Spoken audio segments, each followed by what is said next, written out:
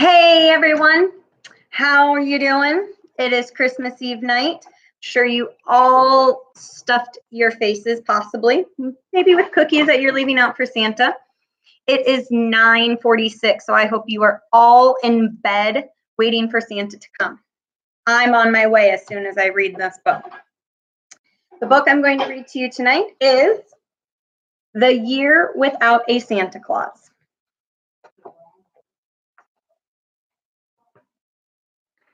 Have you been told? Did you ever hear of the curious, furious, fidgety year when Santa Claus unhitched his sleigh and vowed he was taking a holiday? How did it happen? This way. It was long ago before you were living, not yet Christmas, but past Thanksgiving, though I can't give you the very date. Santa got up that morning late, pulled on one boot, then its twin, ruffled the whiskers on his chin, and sat back down on the side of the bed. Great North Star, but I'm tired, he said, painting wagons red and bright, sharpening ice skates half the night. Wrapping presents in ribbons and gauze has worn me weary, said Santa Claus. Crick in my back, cold in my nose, aches in my fingers and all 10 toes, and a sort of a kind of a kink inside whenever I think of that Christmas ride. Let's see if I can. There we go. Into his workroom limped the saint. He sniffed the varnish and he smelled the paint, and a reeling feeling came from him stealing to see things crammed from floor to ceiling. Rocking horses with shaggy manes, balls, dolls, electric trains, gloves, mitts, doctor kits, rubber boots, cowboy suits, kites for flying in parks, bicycles, Noah's arks. And he started to shake and he started to shiver at the thought of the load he must soon deliver.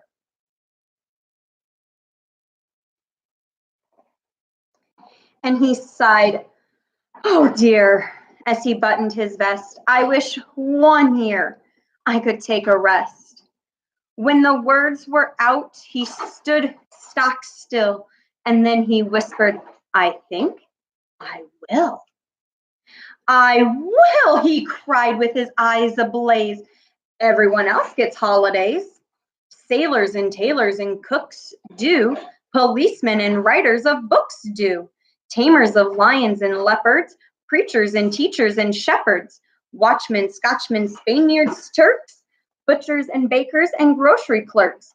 They take time off as Christmas nears, all except me. So it appears that, saint or not, it's time I got my first vacation in 1,000 years."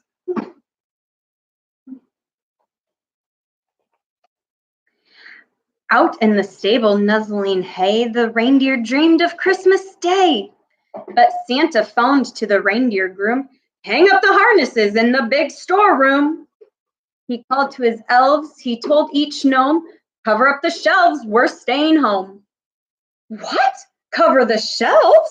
cried the gnomes and elves. "Cover the dolls and electric trains and the rocking horses with shaggy manes and the rubber boots for splashing in parks and the cowboy suits and the Noah's arks?"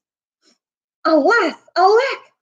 For they couldn't believe he wouldn't go riding on Christmas Eve.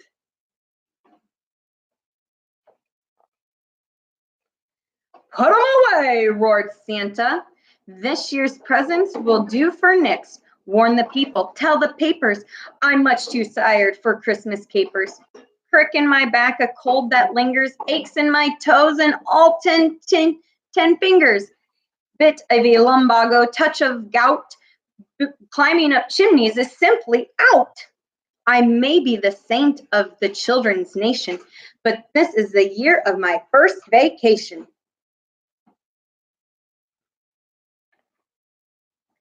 Well, you can imagine more or less what happened when that news reached the press. Headlines screamed, wires went humming. "Santa says too tired, not coming." And as the word flashed far and wide, you should have heard how the children cried. So violently they sobbed their griefs, the shops ran out of handkerchiefs. Their tears filled up the kitchen sinks and cellars and empty skating rinks. They wept in school and at play they wept. They dampened their pillows while they slept. Before those darlings' eyes got drier, all the rivers rose 3 feet higher. And I don't know what would have happened quite, except for Ignatius Thistlewhite.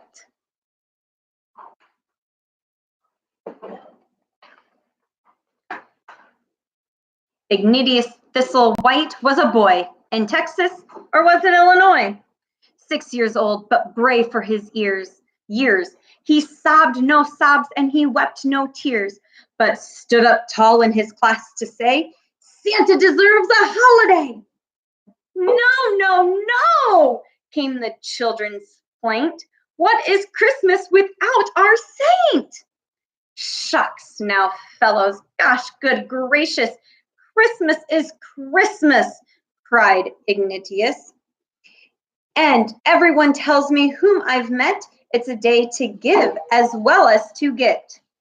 Since all these years in the children's cause, Santa's been giving without one pause. Let's pull together in the Christmas weather and give this year to Santa Claus. Hooray, his classmates said, he's right. 3 cheers for Mr. Thistlewhite.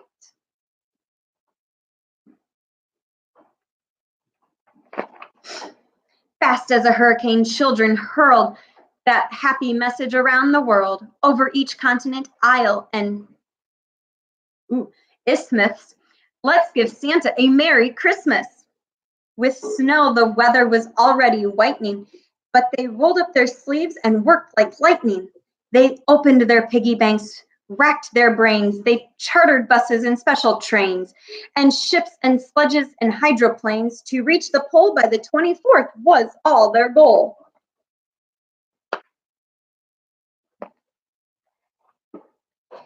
East, south, west, north came gifts and gifts and gifts to spare from clever children everywhere. Slippers with zippers to zip on, soap for his bath or to slip on, geraniums pink in a pot, one guppy, a puppy named Spot, balsam pillows, strawberry jam, dressing gowns with his monogram, 10 harmonicas for him to play on, hand-painted pictures done in crayon, mufflers, pipes, an easy chair, and lots of winter underwear. In New York State, a boy called Pudge cooked him a plate of homemade fudge.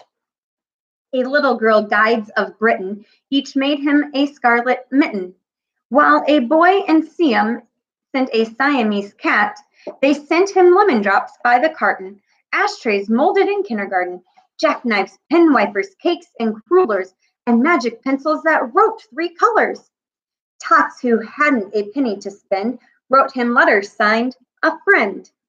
And they had more fun that strange December than any they could remember. Up at the pole in the fragrant hay, the idle reindeer dreamed at play. Comet nickered for oats and corn, Dancer brandished his velvet horn, while sadly, sorrowly lounged at home each idle elf and gnome. Santa sat poking the fire and blinking, but nobody knew what he was thinking. Then suddenly, from the sky, there came the sounds of planes. He heard the hoot and the cry of ships and special trains. Noel, tootled the sledges. Honk, said the buses cried, and out of his study window, Santa put his head. He looked to the left, he looked to the right. He didn't trust his own eyesight. So many, so merry, so more and more packages were rolling to his front door. Smack at his doorsill they thundered, 1,000,000, 1,000, 100. Flat ones and fat ones and lean ones, crimson and silver and green ones, broad ones, odd ones, plain romantic ones, little and big and great gigantic ones, parcels from London, Rome, Atlanta, and each addressed alike to Santa.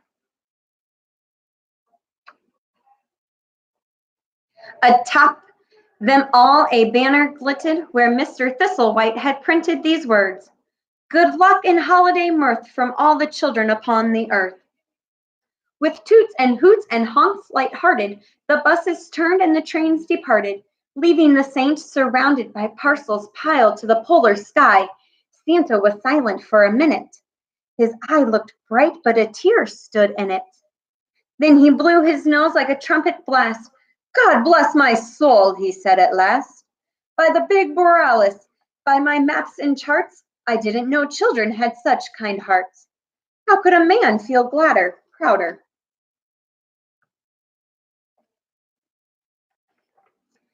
He turned to his staff, his voice got louder. Gnomes, elves, every mother's son, don't stand staring, there's work to be done. Bring in the barrels, fetch in the boxes, carry in those packages, and don't break one. Where to put them, there wasn't space, in parlor or study or any place. They overflowed burrow, couch, and table, filled the house, the sheds, the stable, slid from mantels, jammed the casement, bulged from attic, and burst from basement. There's nothing to do, exclaimed the elves, except to empty some workshop shelves.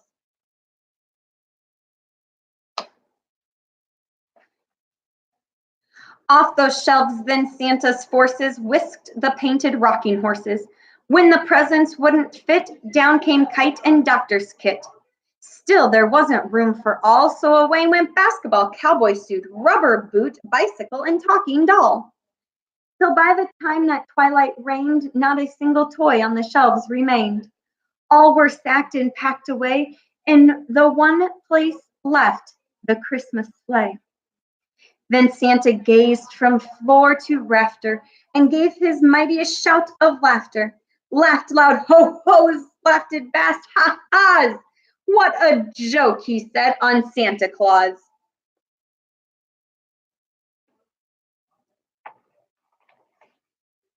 You might as well phone the reindeer groom to take down the harnesses in the big storeroom. Get me my gloves, the robe for my lap, and my coat and my warmest stocking cap. There sits the sleigh with the toys inside, so what can I do tonight but ride? What about your gout? The gnomes cried out. What about your aches and the crick in your spine? Pooh, laughed Santa. My back feels fine. Never felt younger, never felt stronger. Haven't got a symptom any longer. And before the midnight bells go chiming, I'd like to do some chimney climbing. So harness the reindeer, let 'em rip. It's time to fly my favorite trip.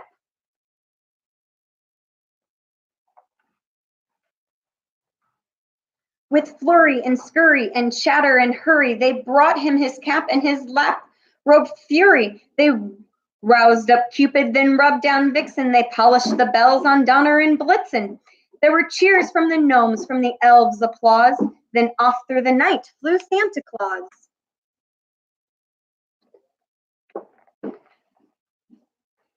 And I've heard the old people often say there never was such a Christmas day. Never such joy after Santa swirled from rooftop to rooftop around the world, while at the home of a sleepy boy in Texas, or was it Illinois? A special letter was left that night addressed to Ignatius Thistlewhite. It was clipped to the handlebars like a medal of the best two-wheeler a boy could pedal. Dear Sir, was written in Santa's hand, please thank the children in every land. Tell them I'll take good care, I hope, of the guppy and the puppy and the slippery soap. I like my pipes. I love my chair. I do appreciate the underwear. And I pledge this promise on my sled and pack. Year after year, I'll be coming back. Vacations, I guess, weren't meant for me. I'll never want another one. Yours, S.C.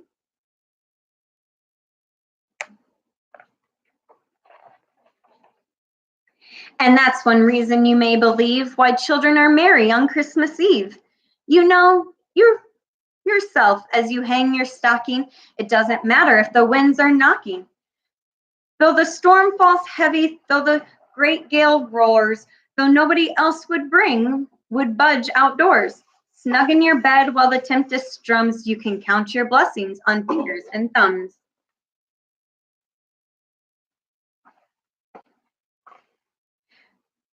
For yearly, newly, faithfully, truly, somehow Santa Claus always comes. All right, that book was The Year Without a Santa Claus. It is Christmas Eve. This was a longer book, longer time that I was on live. 15 minutes is what I'm at right now. It's Christmas Eve. Merry Christmas tomorrow. We will be back with one more Christmas book from a different location. So Merry Christmas. Get to bed. Santa will be there.